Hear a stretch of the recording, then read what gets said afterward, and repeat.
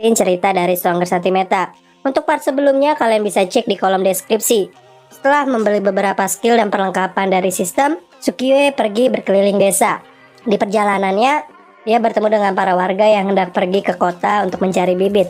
Karena kecemasan Sukiwe akan sekte langit yang bisa membunuh para warga, Sukiwe mengajukan dirinya untuk membeli bibit di kota. Sesampainya di kota Lusui, tak disangka-sangka dia bertemu dengan gadis yang pernah hampir mengencinginya. Sukiwe mencoba mengikuti gadis itu. Dari perbicaraan gadis ini dengan murid-murid dari Sekte Langit, dia mendapatkan informasi tentang rumor yang beredar. Rumor ini menyatakan bahwa Sukiwe adalah murid dari Duan Jude. Sedangkan Sukiwe sendiri tidak kenal sama sekali dengan Duan Jude. Beralih ke Sekte Langit, di mana di Sekte Langit terjadi perbincangan antara para tetua. Mereka membahas tentang rumor di mana Sukiwe adalah murid dari Duan Jude. Ada yang percaya, ada juga yang tidak.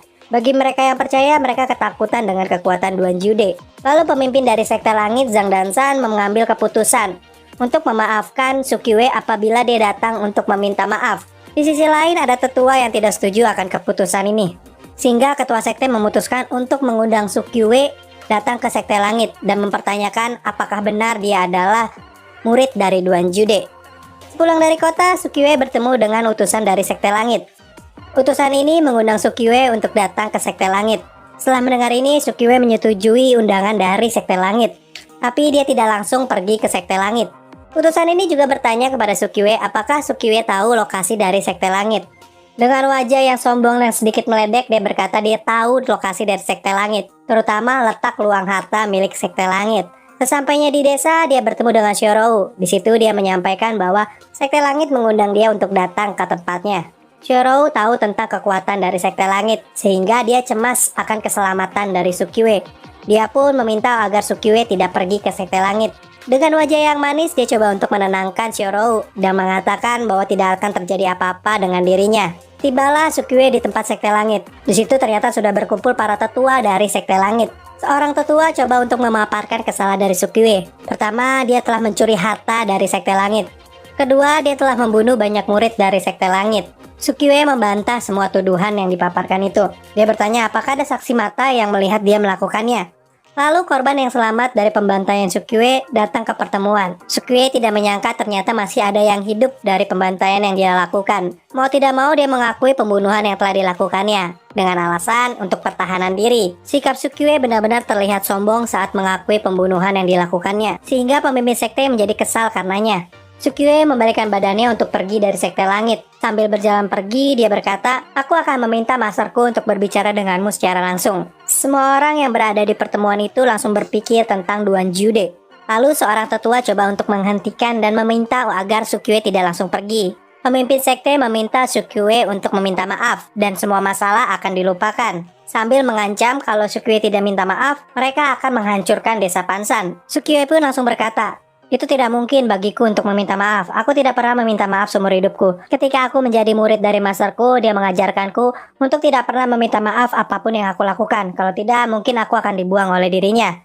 Karena itu, mari kita berkompromi. Bagaimana kalau aku mentraktirmu makan malam?" Dari sini, situasi sudah mulai mencair. Malam harinya, pesta makan pun dimulai. Saat pesta berlangsung, seorang master meminta muridnya untuk mengambil peluru penghancur mantra dan mengutus muridnya untuk pergi ke desa Pansan. Di dalam pesta banyak sekali yang menjilat Sukiwe karena latar belakangnya sebagai murid dari Duan Jude. Dari situ dia banyak mendapatkan barang berharga dan artefak sebagai hadiah. Sukiwe juga terlibat obrolan dengan ketua sekte. Ketua sekte ini bertanya bagaimana kabar Duan Jude. Dikit improvisasi, Sukiwe mengatakan bahwa Duan Jude berada di wilayah timur dan meninggalkan mantra rahasia kepada Sukiwe. Ketika Sukiwe dalam bahaya, Duan Jude akan segera muncul melalui mantra itu.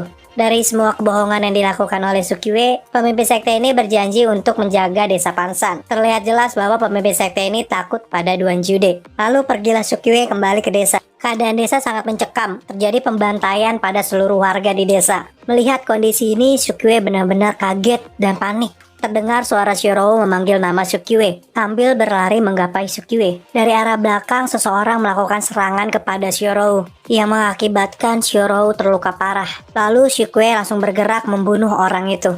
Dengan paniknya, Sukiwe langsung meminta kepada sistem untuk melakukan penyembuhan kepada Xiaorou. Sistem mengatakan levelnya tidak cukup tinggi untuk menyembuhkan orang yang bukan pemain dengan fungsi penyembuhan otomatis. Bahkan obat-obatan pun tidak bisa digunakan. Dengan nada yang lirih, Xiaorou mengatakan, "Aku bisa melihat saudara Sukyue sebelum aku mati. Aku Xiaorou sudah tidak punya penyesalan lagi." Di situ juga Xiaorou menyatakan cintanya kepada Sukyue. Saat-saat bahagia di dalam hidupnya Xiaorou adalah ketika Xiaorou bersama dengan Sukyue. Xiaorou pun akhirnya meninggal di pelukan Sukyue. Sukyue kembali lagi bertanya kepada sistem apakah ada cara untuk membangkitkan seorang yang sudah mati. Sistem menyarankan Sukyue untuk membeli Soul Pagoda yang berguna untuk melindungi jiwa dari orang yang sudah mati. Ketika Sukyue mencapai penyempurnaan inti emas, Sukyue bisa membangkitkan kembali Xiaorou. Dengan 100 poin gertaknya, Sukyue membeli Soul Pagoda. Di lokasi kejadian ternyata ada gadis dari Sekte Langit. Gadis itu dan murid-murid dari Sekte Langit ternyata sebelumnya bertarung dengan orang-orang yang telah membantai Desa Pansan. Sukyue bertanya kepada gadis itu siapakah yang membantai Desa Pansan. Dari sini dia menemukan bahwa Sekte Fallen Spirit dari arah barat yang membantai Desa Pansan. Sukyue pun langsung pergi ke Sekte Fallen Spirit. Di Fallen Spirit dia membantai orang-orang yang berada di sekte itu.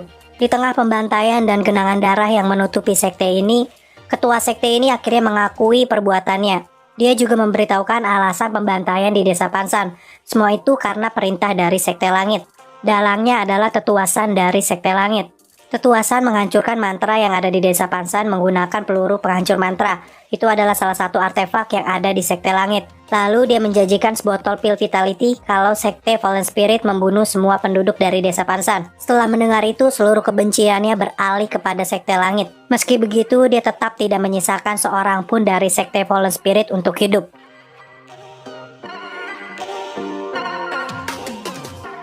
Dengan pembantaian yang dilakukan kepada Sekte Fallen Spirit, Sukyue mendapatkan begitu banyak poin. Pemimpin Sekte Langit Zhang Dansan adalah kultivator tahap permulaan bayi.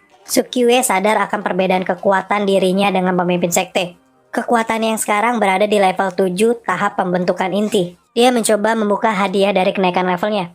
Di sini dia mendapatkan tulang api membeku. Ini adalah api mistik yang berguna untuk bertempur. Tidak hanya itu, Sukyue juga membeli Buddha Fiery Lotus dan Molten Green Lotus yang berada di ranking 19.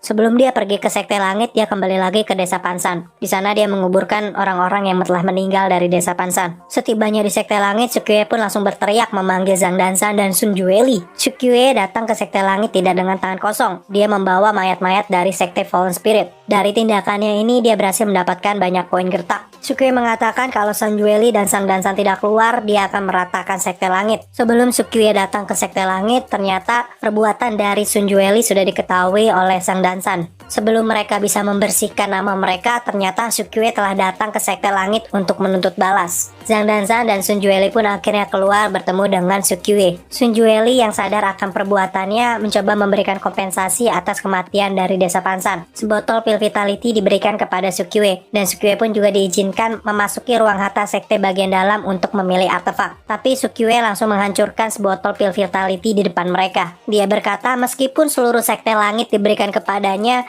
itu tetap saja tidak bisa mengembalikan apa yang sudah mati. Akhirnya Zhang Dansan pun angkat bicara. Dia bertanya apa yang diinginkan oleh Sukyue. Sukyue berkata, mata untuk mata, darah untuk darah. Semua yang aku mau adalah kematian dari nenek tua Sun Jueli. Zhang Dansan pun langsung naik darah dan menyerang Sukyue. Perbedaan kekuatan antara mereka berdua terlihat jelas. Sukyue pun akhirnya terluka akibat serangan dari Zhang Dansan. Dengan mengaktifkan fungsi penyembuhan otomatis, Sukyue pun kembali pulih.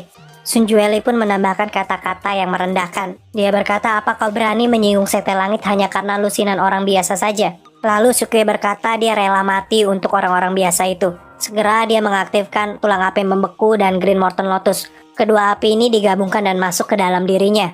Terjadi ledakan saat proses penggabungan itu. Dan seluruh yang hadir kaget melihat penggabungan yang dilakukan oleh Sukyue. Ini adalah hal yang mustahil menggabungkan dua api yang berbeda secara bersama. Setelah penggabungan itu berhasil, Sukyue langsung mengaktifkan skill lainnya, yaitu The Buddha Fiery Lotus.